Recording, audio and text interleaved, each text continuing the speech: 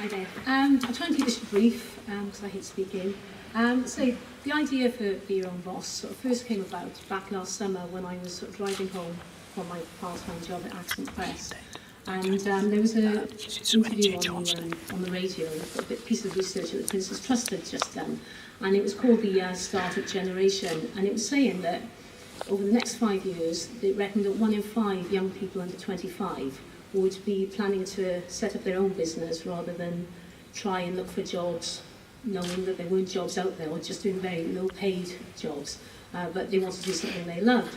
And so it got me thinking, well, maybe the time's right for, business books and quick reads wouldn't normally fit. But I thought I'm waffling.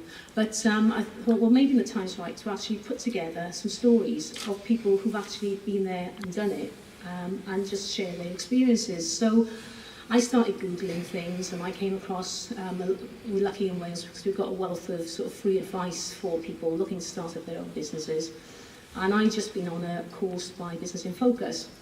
And again, in that room, there were lots of ordinary people from different walks of life, not a suit in sight, just very normal people trying to do something that, they enjoyed and making money. So anyway, I Googled a bit more and I did a bit more research, and I came across things like the Big Ideas Wales and Dynamo role models, and I started talking to these people.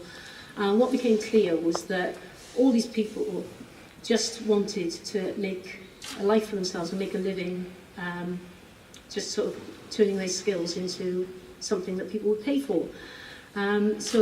So you may have seen a hawk at the back. That's Lena Bennett. She's one of the people who I interviewed in the book, and it was thanks to Layla for coming down from Built Wells. We had a bit of a nightmare, and Howard will tell you, getting clearance from Health and Safety to get a hawk into the Senedd. I'm glad she did make it, because her stories are great. She's typical of the people I wanted to sort of reflect in this book. She left school at 16, dropped out, was working as a waitress, not really enjoying her work, but she loved hawks, she loved birds of prey, got a little job with a falconer locally, got her own bird of prey, and then gradually she sort of thought, well, actually, I'd like to do this full time, and now she has sort of an aviary of hawks, and she travels all over the country, controlling pests with her hawks, and she does displays with the birds. And some people may have seen her on Dragon's Den a couple of years ago because Duncan Valentine had faith in her and he gave her £50,000. So she's just one of the success stories of someone who started small and has grown big. Got someone like Nathan Dix, who was in the front there. Nathan, again, didn't like reading, didn't like exams, didn't like reading and writing at school, liked rap music. So he's sitting in his bedroom as a teenager one day, listening to rap rather than swatting for his exams, and thought, well, actually, if I can learn the words for rap music, why can't I learn the words to Shakespeare? Started putting the two together. It grew, and now he's got a business where he goes to schools and sells them sort of programs for learning, methods of learning using music. Again, just a simple idea that's kind of developed. And we've got Glyn Pedler from a company called Culture Colony.